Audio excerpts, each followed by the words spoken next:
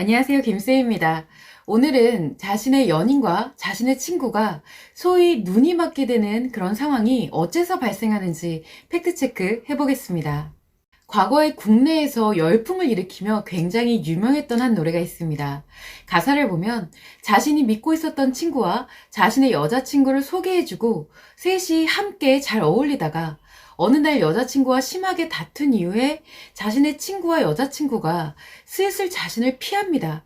그러다 어느 날 보니 이제 내 친구와 여자친구가 다정하게 사귀고 있더라 라는 소위 요즘의 말로 환승연애를 하게 된 것인데요. 가사에서는 어디서부터 잘못된 건지 모르겠다.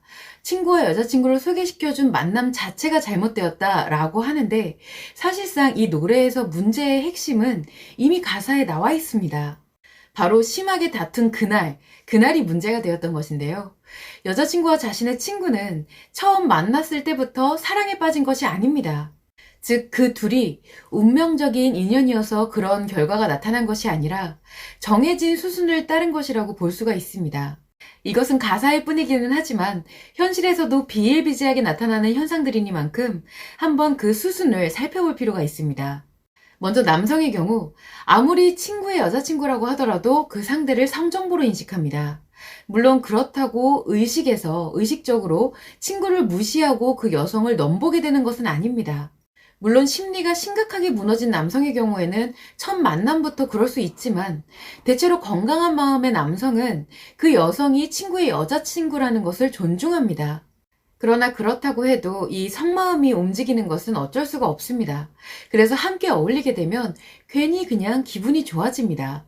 이때 여자친구인 여성 역시도 상대 남성을 성정보로 인식하기 때문에 오히려 처음에는 좀 어색하고 불편합니다. 여성은 익숙하지 않은 성정보를 잘 받아들이지 않기 때문입니다. 그러면서 감정 중심에는 남자친구가 있다 보니 그 친구와 셋이 어울리면서도 그저 남자친구의 친구다 그 이상으로는 잘 생각하지는 않습니다. 자, 그런데 이렇게 셋이 자주 어울리면 어울릴수록 여자친구인 여성에게 그 상대 남성이 익숙한 성정보가 됩니다. 더더군다나 그 상대는 남자친구의 친구일 뿐이라고 단정하기 때문에 상대 남성에 대한 경계심이 흐려지고 무방비해집니다. 그러다 보면 이제 남자친구와 시시콜콜 싸울 때 그 남성에게 자꾸 남자친구와 싸운 일을 이야기하게 됩니다.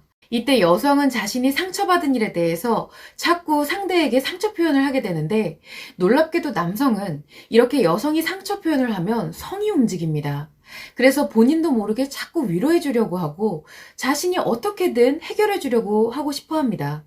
그러나 어느 정도 수준에서는 그 친구인 남성이 해줄 수 있는 게 위로밖에는 없죠.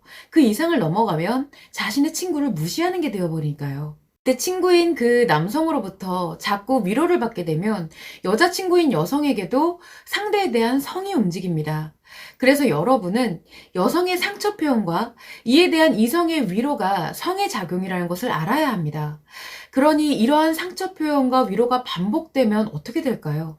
두 사람에게는 자신들도 이유를 알 수 없는 애틋한 감정이 만들어집니다. 자, 이러한 상황에서 만약에 남자친구와 심하게 다툰 날 여자친구가 남자친구의 친구와 술이라도 한잔하면서 온갖 서름을 토로하고 여기서 그 남자친구의 친구가 지극정성으로 위로를 하게 되면 이미 게임은 끝난 것입니다. 술도 취했겠다. 대부분 이때 섹스를 하게 됩니다.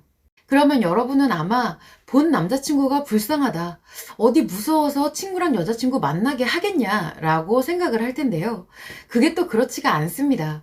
연애를 하다 보면 서로 다투는 일들이 비일비재하지만 이때마다 본 남자친구가 여자친구와 화해하려 노력하고 많은 관심을 줬다면 여자친구는 오히려 자신의 남자친구에 대한 사랑이 더욱 견고해집니다.